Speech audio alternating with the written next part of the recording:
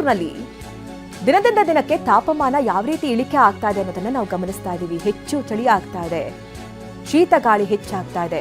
ನಿನ್ನೆಯಿಂದ ತುಂತುರು ಮಳೆ ಕೂಡ ಇದೆ. ಮೋಡ ಕವಿದ ವಾತಾವರಣದಿಂದಾಗಿ ಚಳಿ ಹೆಚ್ಚಾಗ್ತಾ ಇದೆ.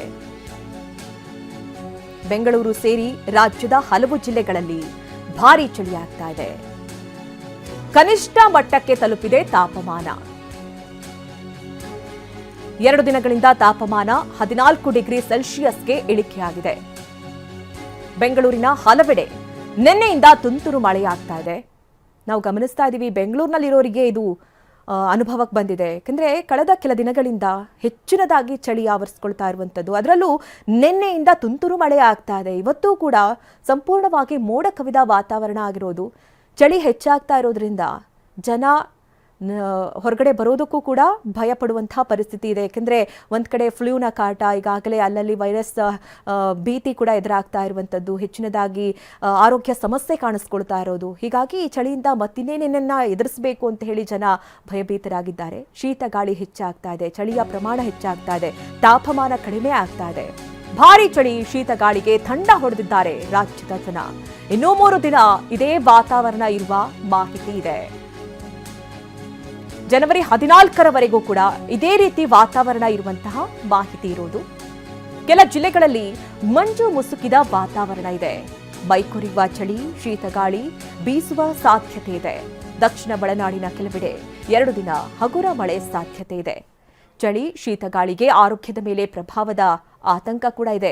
ಈ ಬಗ್ಗೆ ಮುನ್ನೆಚ್ಚರಿಕೆ ವಹಿಸುವಂತೆ ವೈದ್ಯರು ಕೂಡ ಸಲಹೆಯನ್ನು ಕೊಡ್ತಾ ಇದ್ದಾರೆ. ವೃದ್ಧರು, ಮಕ್ಕಳು, ರೋಗಿಗಳ ಬಗ್ಗೆ ಕಾಳಜಿ ವಹಿಸೋದಕ್ಕೆ ಸಲಹೆಯನ್ನು ಕೊಡಲಾಗ್ತಾ ಇದೆ. ನೋಡಿ, ಹೆಚ್ಚಿನ ಪ್ರಮಾಣದಲ್ಲಿ ಚಳಿ ಆವರಿಸಿಕೊಂಡಿರುವಂತಹ ಕಾರಣದಿಂದಾಗಿ ಆರೋಗ್ಯ ಸಮಸ್ಯೆಗಳ ಮೇಲೆ ಆರೋಗ್ಯ ಸಮಸ್ಯೆ ಆಗದಂತೆ ನೋಡ್ಕೊಳ್ಬೇಕು.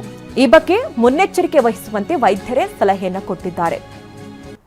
ಅದರಲ್ಲೂ ವೃದ್ಧರು, ಮಕ್ಕಳು ಮತ್ತೆ ಈಗ ಕೆಲವೊಂದು ರೋಗದಿಂದ ಬಳಲ್ತಾ ಇರುವಂಥವರು ಹೆಚ್ಚಿನದಾಗಿ ಈ ಚಳಿಯಿಂದ ಮತ್ತಷ್ಟು ಆರೋಗ್ಯ ಸಮಸ್ಯೆ ಕಾಡುವಂತಹ ಸಾಧ್ಯತೆಗಳಿರುತ್ತೆ. ಇನ್ನೂ 3 ದಿನ ಚಳಿ ವಾತಾವರಣ ಇದೇ ರೀತಿ ಮುಂದುವರಿಯುತ್ತೆ. ಅಲ್ಲಲ್ಲಿ ತುಂತುರು ಮಳೆಯೂ ಕೂಡ ಕಾಣಿಸ್ಕೊಳ್ತಾ ಇದೆ. ಹೀಗಾಗಿ ಬಹಳ ಎಚ್ಚರಿಕೆಯಿಂದ ಇರಬೇಕಾಗಿದೆ. ಈ ಬಗ್ಗೆ ಹೆಚ್ಚಿನ ಡೀಟೇಲ್ಸ್ ಅನ್ನು ನೀಡ್ತಾರೆ ನಮ್ಮ ಪ್ರತಿನಿಧಿ ವಿನಾಯಕ್ ಈ ಬಗ್ಗೆ ಮಾಹಿತಿಯನ್ನು ಕೊಟ್ಟಿದ್ದಾರೆ. ಒಂದು ವರದಿ ಇದೆ, ಬನ್ನಿ ನೋಡೋಣ. ಕಬ್ಬನ್ ಪಾರ್ಕ್ ಅಲ್ಲಿ ವಾಕ್ ಮಾಡುವಂತವರು ಕೂಡ ಸಾಕಷ್ಟು ಬೆಚ್ಚನೆ ಉಡುಪುಗಳ ಜೊತೆಗೆ ವಾಕಿಂಗ್ ಜಾಗಿಂಗ್ ಮಾಡ್ತಾ ಇರೋದು ಕಂಡು ಬರ್ತಾ ಇದೆ. ಸದ್ಯ ನಾನೀಗ ಲಾಲ್ಬಾಗ್ ಅಲ್ಲಿ ಇದ್ದೀನಿ. ನೀವು ನೋಡಬಹುದು, ವೀಕೆಂಡ್ ಬೇರೆ. ವೀಕೆಂಡ್ ಟೈಮ್ ಅಲ್ಲಿ ಹೆಚ್ಚಿನ ಸಂಖ್ಯೆಯಲ್ಲಿ ಜನರು ಕೂಡ ಒಂದು ಬೆಚ್ಚನೆ ಉಡುಪುಗಳ ಜೊತೆಗೆ ವಾಕಿಂಗ್ ಜಾಗಿಂಗ್ ಮಾಡೋದು ಕಂಡು ಬರ್ತಾ ಇದೆ. ಮಾತಾಡ್ತೀನಿ ಸರ್, ಹೇಗೆ ಎಂಜಾಯ್ ಮಾಡ್ತಿದ್ದಾರೆ ವೆದರ್? Wonderful, beautiful weather.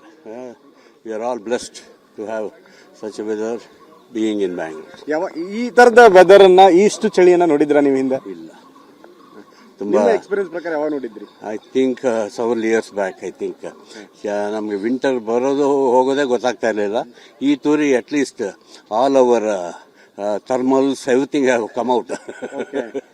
ನೀವೇನ್ ಹೇಳ್ತೀರಿ ಸರ್? ನೀವು ಹೇಗೆ ಈ ವೆದರ್ ಚಳಿ ಗೊತ್ತಾಗೋದಿಲ್ಲ. ಇಂಗ್ಲೆಂಡ್ ಅಲ್ಲಿ ಇದ್ದು ಬಂದಿದ್ದೀನಿ ಇಲ್ಲಿಗೆ, ಸೊ ಅದು ತಿಳಿಯಲ್ಲ ಅಷ್ಟೇ. ಬಟ್ ಚೆನ್ನಾಗಿರುತ್ತೆ ವೆದರ್. ಈಗಿದ್ರೆ ಜನ ನಡೆಯಕ್ಕೆ, ವಾಕ್ ಹೋಗ್ಲಿಕ್ಕೆ ಚೆನ್ನಾಗಿರುತ್ತೆ. ಲಂಡನ್ ಅಲ್ಲಿ ಈ ತರದ ವೆದರ್ ಯಾವಾಗ್ಲೂ ಕೊಂಡು ನೋಡ್ತೀರಾ, ಬಟ್ ಬೆಂಗಳೂರಲ್ಲಿ ಹೇಗೆ ಎಂಜಾಯ್ ಆಗ್ತದೆ? ಬೆಂಗಳೂರು ನನ್ಗೆ ಈ ಡಿಸೆಂಬರ್ ಬರ್ತೀನಿ, ಯೂಶಲ್ ಆಗಿ ಅಂತ ಶೆಕೆ ಇರೋದಿಲ್ಲ ಅಲ್ಲ, ಬಿಸಿಲು. ಬಟ್ ಎಂಜಾಯ್ ಮಾಡ್ತಾ ಇದ್ರೆ ಕಂಡು ಬರ್ತಾ ಇದೆ. ಹೌದು, winter is extended. We can say January winter is extended definitely. Sir, ಹೇಗೆ ಎಂಜಾಯ್ ಮಾಡ್ತಿದ್ದಾರೆ ಬೆಂಗಳೂರು ವೆದರ್ನ? ತುಂಬಾ ಚೆನ್ನಾಗಿದೆ ಸರ್ ವಾತಾವರಣ. ನಾವು ಸುಮಾರು ಒಂದು 22 ವರ್ಷದಿಂದ ಈ ಲಾಲ್ಬಾಗ್ ಬರ್ತಾ ಇದ್ದೀವಿ. ತುಂಬಾ ಆರೋಗ್ಯ ಎಲ್ಲ ತುಂಬಾ ಸುಧಾರಿಸಿದೆ. ನಮ್ಗೆ ಶುಗರು, BP ಎಲ್ಲ ಇತ್ತು, ಈಗೆಲ್ಲ ಆದಷ್ಟು ಎಲ್ಲ ಕಡಿಮೆ ಆಗಿ ತುಂಬಾ ಸಂತೋಷವಾಗಿದ್ದೀವಿ. ಏನ್ ಅನ್ಸುತ್ತೆ ಈ ವೆದರ್ ನೋಡಿದಾಗ ನಿಮ್ಗೆ? ಈ ಕಳೆದ ಎಷ್ಟು ವರ್ಷಗಳ ನಂತರ ಈ ತರ ಚಳಿ ನೋಡ್ತಿದ್ರಿ ನೀವು? ಇತ್ತೀಚೆಗೆ ತುಂಬಾ ವರ್ಷದಿಂದ ಯಾವುದು ಇರಲಿಲ್ಲ. ಈಗ ಪ್ರೆಸೆಂಟ್ ತುಂಬಾ ಚಳಿ ಜಾಸ್ತಿ ಇದೆ. ಇದನ್ನ ತಡ್ಕೊಳ್ಳೋದು ಸ್ವಲ್ಪ ಶಕ್ತಿ ಬೇಕು. ಆದ್ರೂ ನಾವು ಹೊರಗಡೆ ಬಂದು ವಾತಾವರಣ ಅನುಕೂಲಕ್ಕೆ ತಕ್ಕಂತೆ ವಾಕ್ ಮಾಡ್ತಾ ಇದ್ವಿ. ಇದರಿಂದ ನಮ್ಗೆ ಸ್ಫೂರ್ತಿ ಎಂಜಾಯ್ ಮಾಡ್ತಾ ಇದ್ರೆ ಬೆಂಗಳೂರು ಚಳಿನ? ಹೌದು ಸರ್.